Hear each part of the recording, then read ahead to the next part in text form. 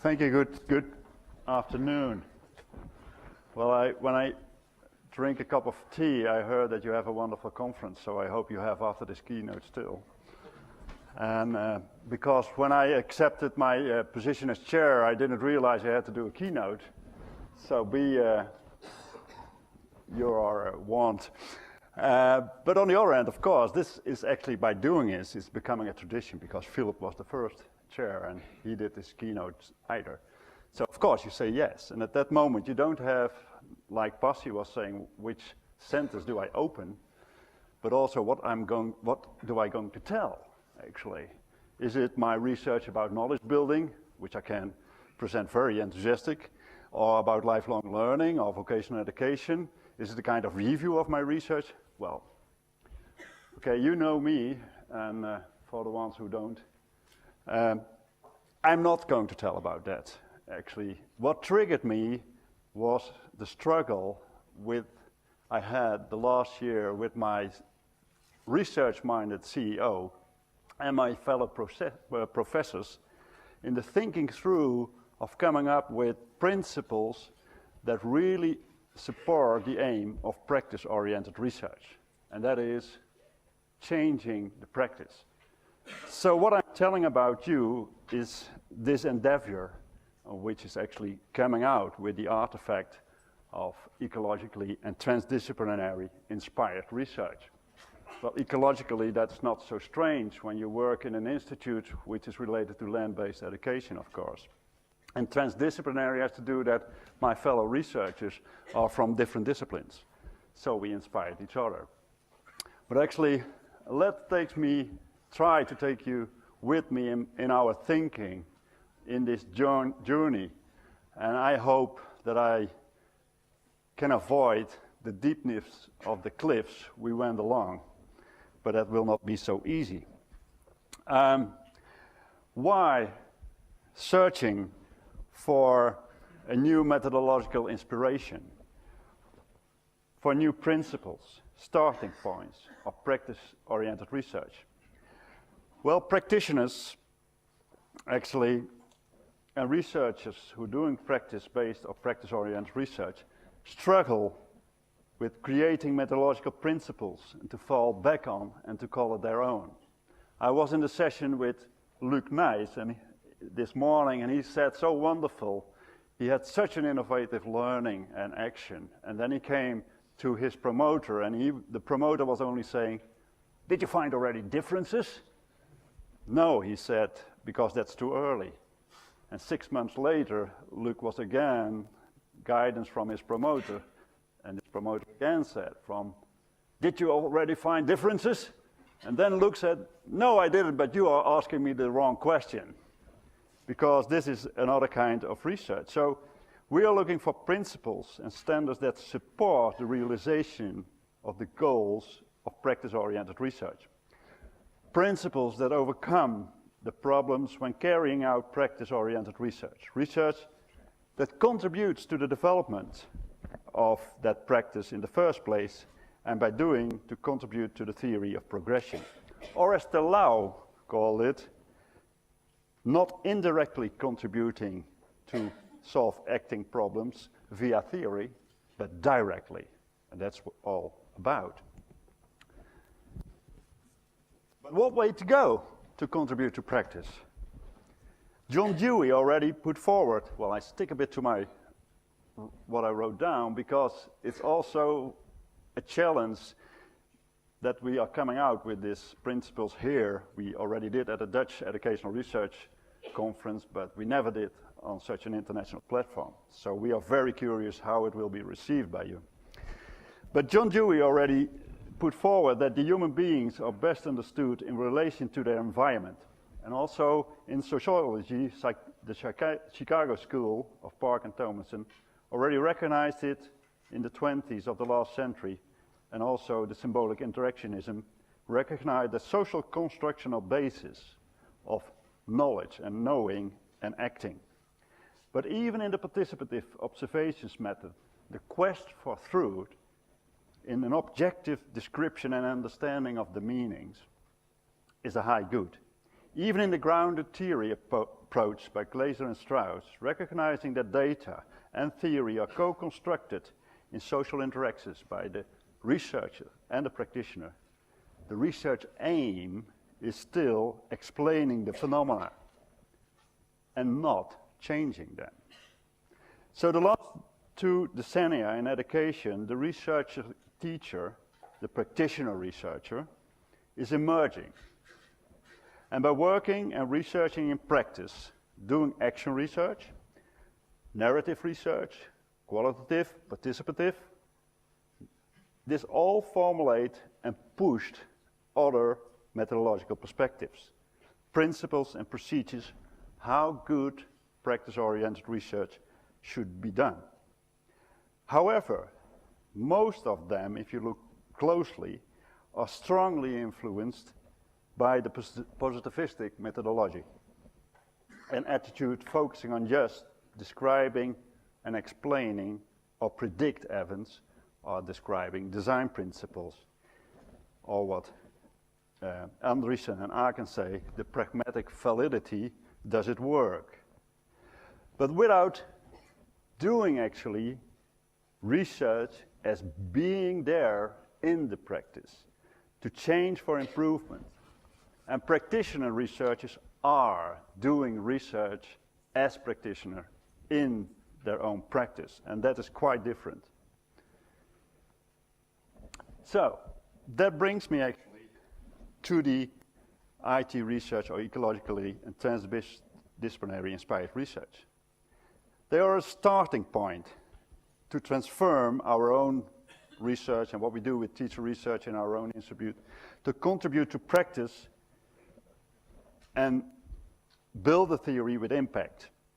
It is a starting point that the transformation in itself is a resource for developing the principles. You could say in a dialectical way, thesis, antithesis, synthesis. And the principles are entities, and they are not, because of their interconnectedness. And that makes them an integral holistic activity. And last but not least, the principles don't replace positivist or practice-based research. It is just another intentional orientation to the world. That's what I'm talking about. These principles consist of 2 base tunes and 6 principles who are interconnected. The first base tune is ecology, connectedness. Then we have, of course, the transdisciplinary, and the principles are wisdom, ecological error, nature, narrativity, collective research, and knowing yourself. So let's go to the first base tune, ecology, or connectedness. Connectedness is the first underlying idea to the IT approach and the essence of each principle. Ecology is not about entities.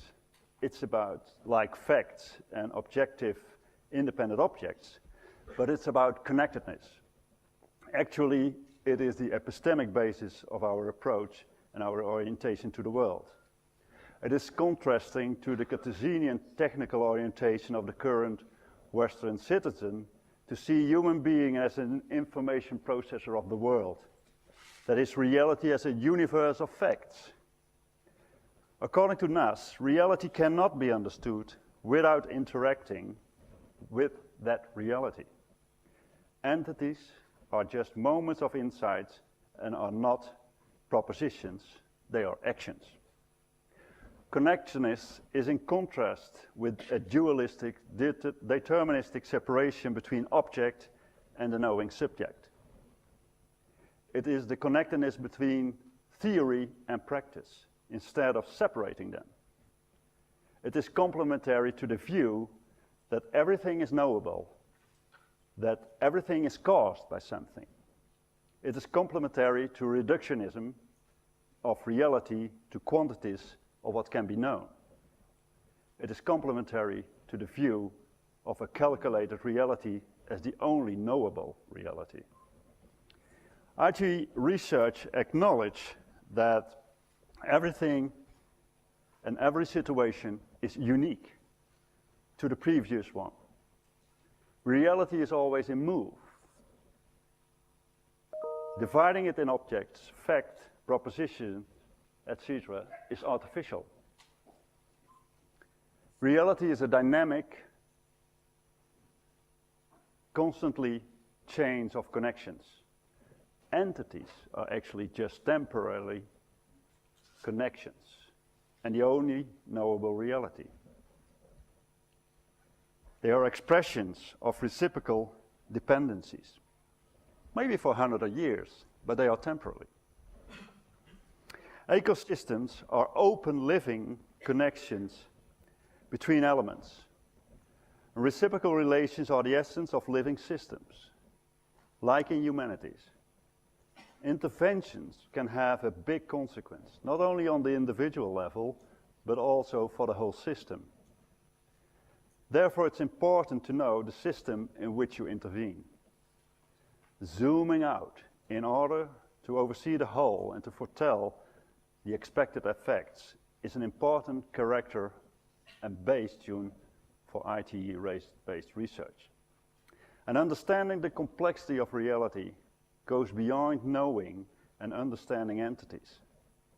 To understand reality in its completely complexity, it's also necessary to interpret the relations, the connectedness between the different entities, and therefore the reciprocal dependencies. The ecology connectedness principle indicates an enrichment of the paradigm of giving meaning, naming, and describing entities. It includes the interpretation of relations. Relations, especially in humanities, can have a quality value, so intuition and imagination come into play as a kind of thinking to interpret the relations. And in the end, the drive to understand, the question pops up. What is, actually, that connects? And what means the connection to make up reality in this complexity? Humans are active beings in their interactive relation to the environment. They act toward things on the basis of meanings they ascribe to those things. Meaning arises out of the social interactions with others and society. Meanings are the results of an interpretive process by a person while dealing with his environment. In a sense that this connects to symbolic interactionism as a basis premises. An illustration. One of my projects, and which I presented yesterday with a practitioner who is also here, is 15 years vocational students doing research in company, in a green lyceum we call that, to get to learn the practice. Together with these practitioners and teachers, we analyzed the situation. We were working together in a developmental team, and actually we came up, which is on the right side for you, with an integrating learning and research cycle, which can be which support the learning of students, and it's also supporting the moment of mentoring by the teachers. It's also supporting the collaborative kind of learning. What kind of praxis is this actually be? And I'm gonna give you to see a movie and look at the connections which there are in this practice.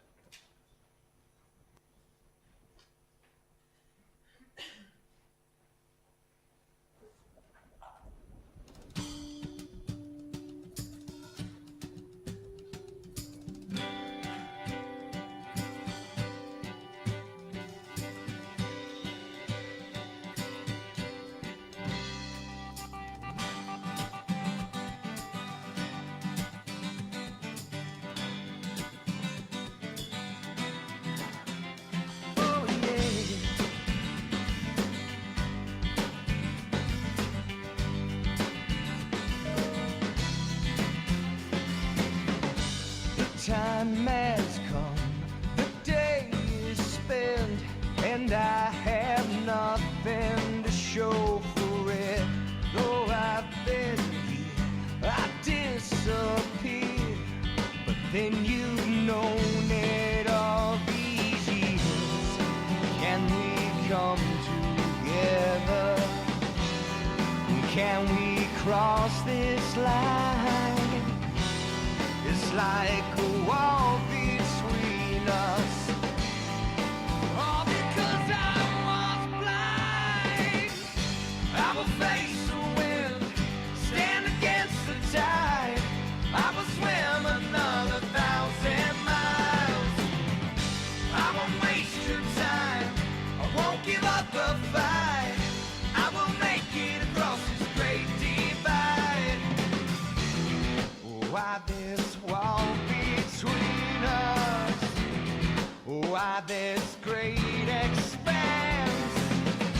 Can I just jump across it and see you again? Okay, what you see here is a connectedness between ministry, between teachers, between learning, between teachers and pupils, between companies and school. So there's a lot of connectedness which is trying not to separate but just to combine all these things. Well, actually this brings me to the second base tune, which is also a difficult one because it's one of my colleagues. But I want to start with the research he is actually doing. It's my colleague Rudy Richardson, and he is doing a project called originally Cultural Diversity and the Issue of Diversity Climate within the University of Applied Science. And in the first phase of this project, he just found with psychological and social psychological theories and multicultural attitudes and acculturation. And during the analysis, he was finding the most beautiful figures one could wish. That is, a positive multicultural attitude, very positive perception of the diversity climate, and positive perception on the integration of ethnic cultural minorities in the Netherlands. But the preoccupation of the researchers with the theories of Berry et al., however, deprived them and didn't side on all of the dimensions of diversity climate. During presentations of their first results and feedback to it, they came to across another more troublesome dimension of diversity climate. And that was the dimension of the organizational dimension. They discovered that besides psychology or social psychology theories, insights from organizational science, communication science, or sociology or philosophy could be helpful to uncover this hidden dimension. Moreover, they decided to use methods like dialogue methods to reach the insight in the interactive processes that reproduce these patterns in the interaction of this diversity climate. And the interactive combination of different disciplines on the theoretical and methodological level gave them a through-rough insight in the central mechanism in the diversity climate, and these helped them to reframe the issue of cultural diversity into a more transculturality. So the collection of knowledge in most research is actually generally organized through principle of a various specialization. That is to say, there's a far-reaching specialization per scientific discipline, and within those disciplines. The goal of this specialization is to distinguish actually the different bodies of knowledge and to support them within their own specific identity. And the result is that scientists often develop blind spots when it comes to the study of certain phenomena. Let's look when you have a study for pupils' well-being in the class. If a psychologist is looking at that study, he will study it from the mental state of mind of the pupil. But a sociologist, he chooses to study this phenomena from the perspective of the position in the group with the other pupils. And to escape from this spiral of specialization, most researchers combine these results at the end of the research. But however, simple integrating knowledge afterwards is artificial. Starting a project within the borders of hyper-specialization means that knowledge is already by definition excluded from the everyday world of people and robbed out of his natural embedding. As Monturi already said, there is no science linking what has been increasingly fragmented. The concept of transdisciplinarity is attributed actually to Piaget, who believed that the maturation of general structures, of fundamental patterns, of thought across fields would lead to a general theory of systems or structures. And also Jens is credited for this transdisciplinarity, and he's one of the first proponents of it. He defined the transdisciplinarity as the co-ordination of all disciplines and interdisciplines in education innovation system on the basis of generalized axiomata and patterns. In the essence, transdisciplinarity presupposed that contemporary social human issues and problems can only be understood and solved if viewed holistically and not artificially broken down into narrow research purposes that suit disciplinary issues. Herbert Simon, Nobel Prize recipient in economic science, expressed this very well. He said, to understand budget decisions, one has to understand decision-making in general. It is necessary to study the process of human thinking. To study thinking, I had to abandon my home discipline of political science and economics for the aligned shore of psychology, and a little later of computer science and artificial intelligence. Levy distinguished 4 scientific attitudes of dealing with knowledge and paradigms before, during, and after research projects, each of them stressing the intention of knowledge building a researcher would strive for. You have the monodisciplinary attitude, that's actually where I already was talking about. It's the attitude when scientists investigate a question or problem with objectives of their own scientific discipline. Connections with other disciplines are rare and actually even blurring the results. If you have a multidisciplinary attitude, this occurs when a group of scientists investigate a common theme or question by calling various scientific disciplines, but actually asynchronous. It's the example of the well-being of the pupil. The scientist studies the common theme with his or her own perspective, separately and on different occasions in time.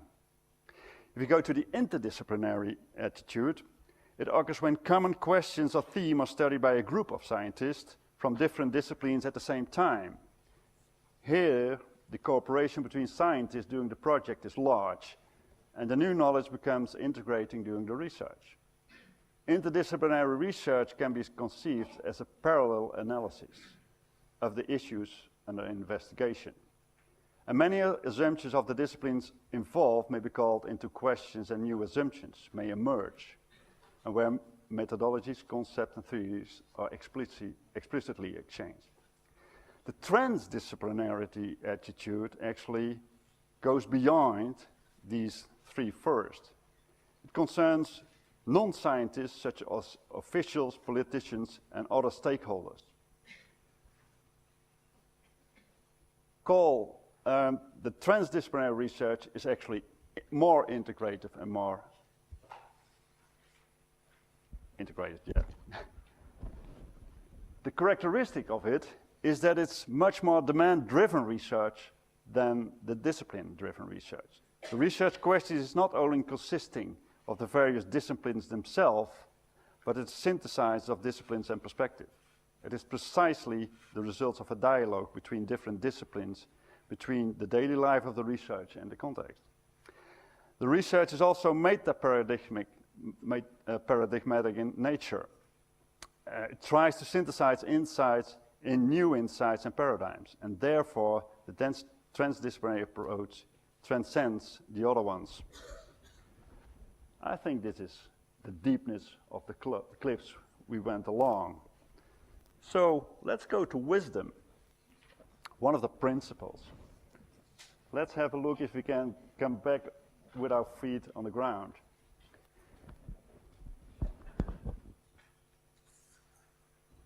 Wisdom is not what you expected a researcher. Wait a minute.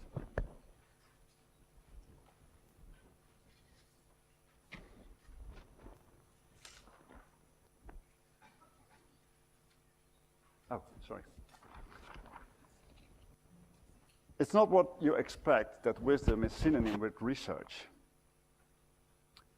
I don't know if you have the experience, but I have it regularly, that I'm contacted by a researcher to fill in a questionnaire, it only takes you 10 minutes. And then as a researcher, I know how difficult it is to get a high response rate, so I click on the link. And a half hour later, or 55 minutes later, I'm finished, ending mostly with the question, do you want a research report or information after research? And I say, yes, I want. And then mostly a half year or a year later, I get a report of the research, which I can't, even if I read it as a researcher, most of the time I don't understand it anymore. I don't know how your impression about that is. So this principle of wisdom is actually not research itself. It's actually in the connection of the attitude of research handling, because it would directly contribute to practice otherwise. The idea about this principle is actually that research should not exhaust people, because after filling in the questionnaire a half hour or 45 minutes, I need a cup of tea or coffee because I'm exhausted already. But it should give something back to the practice. It should leave something valuable behind. It should actually energize the system, not exhaust it. Peterson and Siegelman describe wisdom as the ability to take stock of life in large turns in ways that it makes sense of oneself and others. Wisdom is actually the product of knowledge and experience, but more than just accumulating the information.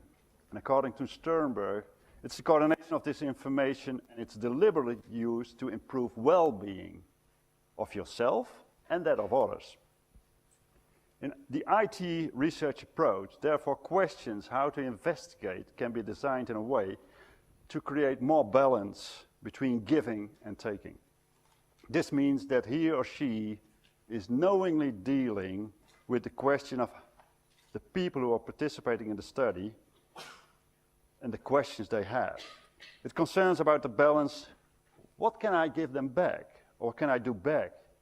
It's designing research in a way that it contributes to the development of the individual group, of the organization or issues under study. So if you do research and practitioner research, don't frustrate participants by only giving back an incomprehensible research report or scientific article. This Ilias Shell is already living in our deep oceans for more than 500 million years. It was there already before there were fishes, before there were dinosaurs, before there were mammals. At the moment, it's living in deep water, about 180 or 360 meters in the Indian and Pacific Oceans. It's a very slow growing species. It's actually a wonder of geometric growth of the golden spiral. But it's also connected to one of our most romantic stars, the moon. On this deep level, it grows about 12 months before it comes out of the egg, fall off the cliffs. It has then 4 chambers. And it takes 28 days before the snail comes out the chamber and build a new one. 28 days is the phase in the cycle of the moon. On this depth. So what do you think that researchers are neutral, not connected to the things they studied, that they are real objective? Can they be? So the principle of knowing yourself is about the idea of objectively doing research without any influence of the researcher. It's especially in humanities impossible to knowing the history of cognitive development, knowing your concept of yourself is important. What you see depends on the glasses you have and are looking to the world. consciousness of what you perceive is determined by what you look, forces you specify clearly how to look at things. How you look at things is again determined by the school where you end up, by the context in which you work, and are raised by the people that have taught you to look in a particular way. Like, I'm educated as an academic. I'm still troubling having to look as an academic. So the message in this principle is, know your own conceptual history, that is frame of reference that influence your perception of the world. A researcher is not a being in the world like an ashtray, like besides a telephone. It's something different. He is an intentionality of doing oriented towards the phenomena. That's also what Merleau-Ponty has taught us. As a researcher, you realize that you bring yourself in the research you carry out, that you are connected with your interpretations and reconnected again by your interpretations with the context. You, as a researcher, are an active creating part of that context in which you do your research and which it is conducted. Actually, this principle is about your story, your conceptual and moral history as a researcher, and you have to reflect on this. This self-knowledge contributes to your professional identity as a researcher. The outstanding researcher knows and is aware what you as a researcher and as a person has influence on the perception and interpreting the phenomena of situations under study. And I have an example of that because one of my PhD students came as a teacher and with me with a very strong belief, and sometimes she still has, that there are different types of teachers. And I believe that with her. There are teachers who are more focusing on knowledge. There are more teachers who are focusing on learning to learn. Well, my background is self-regulated and learning to learn, so I love this kind of beliefs. So we set up a questionnaire, and we ask about 1,000 or 2,000 students, about a few hundred teachers, how they perceive the teacher behavior in this sense, if it is more knowledge-oriented or more strategy-oriented or more self-regulated oriented. And what turns up? We didn't find such types. We only find one dimension. Teachers are sometimes more focusing on knowledge, sometimes more on learning, sometimes more on strategy. There are differences between teachers, because some of the teachers do a little of this all, and others do a lot of them all. But my researcher, my PhD student, if she's writing an article, I have to be alert, because it took her a very long time to make this conceptual change that there are not this kind of types of teachers. So in interpreting the results, she constantly saw her belief. And it took time and talking about how she came to this belief in order to change and to interpret the results we actually had on the table.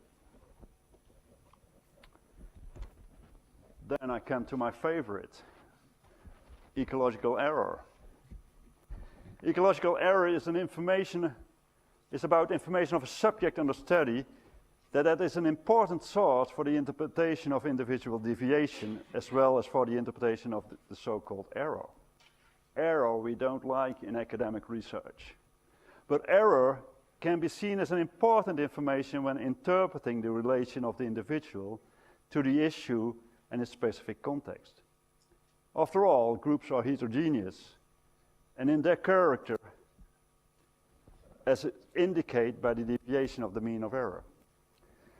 For instance, if you read in the paper that the PISA results show that the math in education in your country is below average, or that the school of your kids scores below average on math education, or that the Finnish educational system is the best in the world, that does not mean that still some students, or your kid in that classroom, might be very good in math. Maybe even the class or school maybe even score below the average. Or that there are still schools in this country who are not so the best in comparison with other schools in other countries.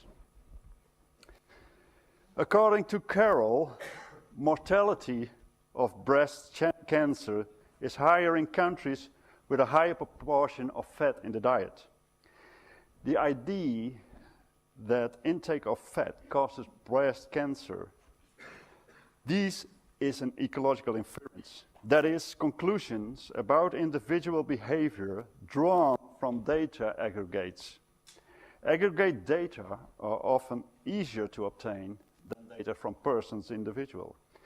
But it can provide valuable clues about individual behavior.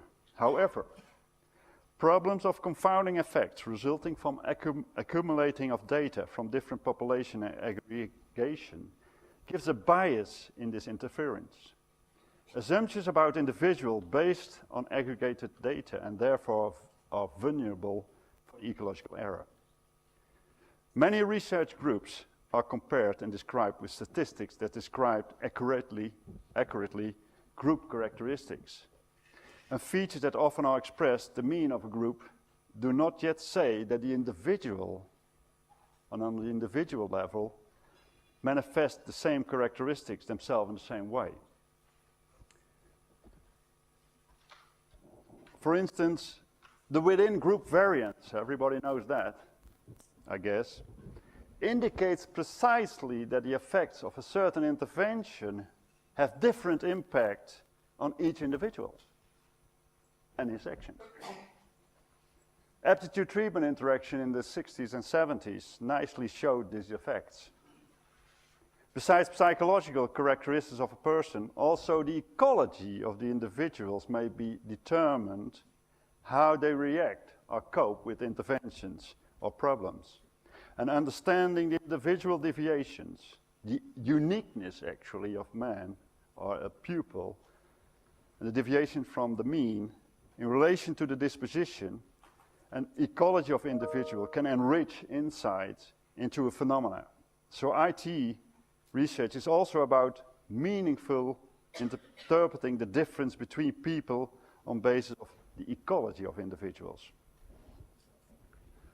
Well, I want you already to become a chair, but I will warn you if you see Dutch in orange clothes, because that's a collective experience we have as Dutch.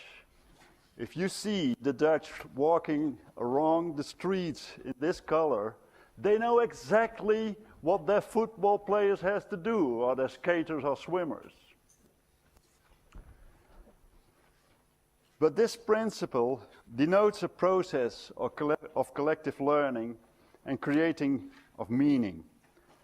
Personal constructed insights from researchers and the practitioners and building blocks in a collective process of deepening and thinking through an understanding. This process brings forward a collective understanding precipitating in a conceptual artifact. This collective process is functional, on the one hand, for the personal process of learning and building insights. And on the other hand, this collective process can't without the progress of the individual. This reciprocal relation in the research process between the individual and trying to understand together the phenomena under study comes up with collective artifacts, and with others can build on again. So this is not constructivism. This is actually deep constructivism. The collective development is a process of meaning-making, building together to understand and becoming the smarter and building more wisdom together. Concepts brought into this process by different stakeholders and from different perspectives and contexts do feed the search of defining, deepening of concepts and building of a common problem language. Forming collective concepts relate to the issue under study and contributes to the quality of research results. Collective development is a process of listening to somebody else's ideas. It's an effort of willingness to understand. I was in a project of professionalization, and we did gap analysis with this teacher group. And actually, by analyzing the dilemmas in their activity, they came up with 8 dilemmas. And during a half year, they did the research on these dilemmas with other teachers. And by doing that, they came up with an innovation plan for the next year. This is building a kind of collective research. I could do this inventory research of dilemmas and just came up with a plan. But now it was an understanding by these teachers. This is the best place to be for your war stories. Narrativity.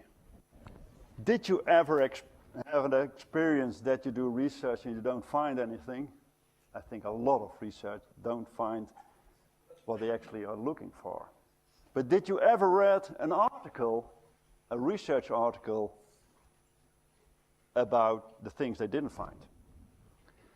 Most research is reported and presented on the basis of strict academic rules, which mainly arise from the empirical analytical tradition, and then processed according to the principles of academic writing. APA, Harvard, Chicago, you mention it. Therefore, the focus of research reporting is only placed on what went well. And therefore, the focus of research reporting, there's little variation in the way research is actually presented. By also paying attention to the narrative element in research, the story is uncovered behind and in the investigation. This means that in addition to the academic thinking, there's an attention to imagination and balance between the context of justification and the context of discovery. Actually, this principle focuses on the struggle of a researcher about his uncertainties, his doubts, his fears about the choice of having the good method, the good design, the tools and the data instruments, if it's are the adequate analysis and the interpretation. Also, other ways of presentations may hereby be used, like film, sound, and story. This is actually also what you saw this morning in Luc Nijs, his presentations, using music, making machine. He told about his narrative as a practitioner researcher. He actually told research and music, that's actually my life. It's practitioner research of Luc did change him really as a teacher. It is also about the hybrid learning environment of Ilias Shell who was telling about. That's a nice example in which in the diagram are used films and photos and media in which they are more intelligible for the practitioners.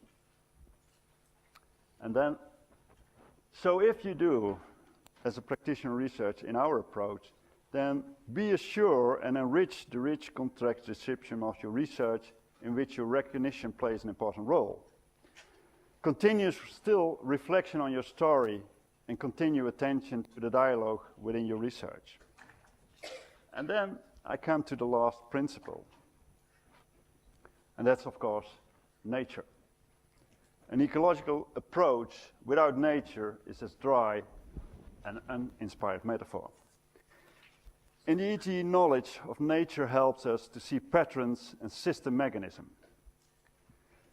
A researcher with an anthropocentric attitude sees man as the center of nature, the center of the existence.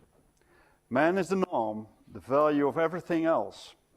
Flora, fauna, and liveness matter is measured by the benefits that man wants about it, or to the proportions that it stands in relation to him.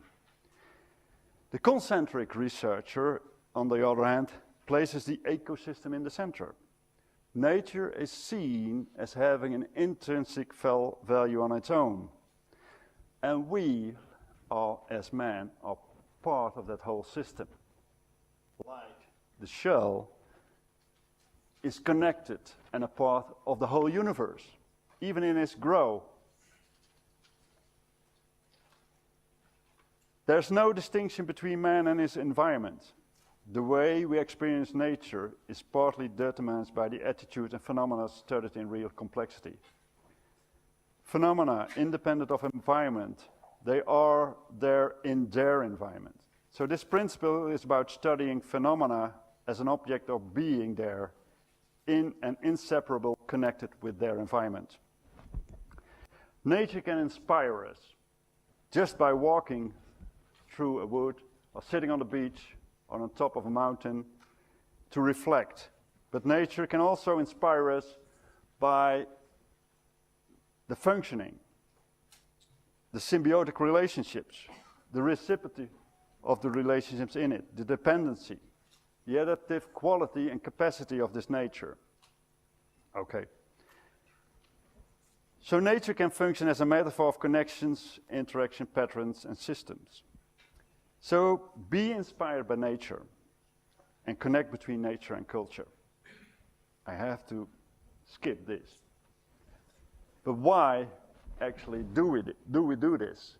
Because we are convinced that positivist methodological perspective does not comply, because it seldom directly changes the practice.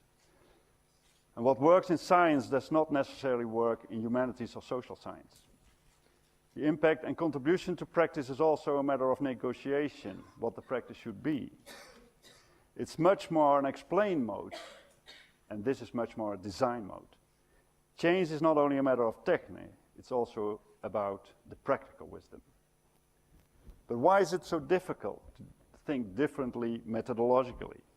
Because most researchers are still educated in the empirical, analytical, positivist tradition doing research. And current research environment is antagonistic to this approach, or to practice-oriented approach. Finding funds, publishing articles, positioning the practice-oriented versus the academic research, scientific status is all strongly connected to the positivistic science standards instead of what it brings to practice. So the base tunes and principles shared with you are just the starting point. You're welcome for dialogue to deepen them and sharpen and improve it, and to make it a collective process. I want to thank you for listening and being open-minded for my story. And I want to thank my colleagues Madelon, Manon, and Rudy. So this is what I had to tell to you. And I hope it will contribute to practice-oriented research in the future.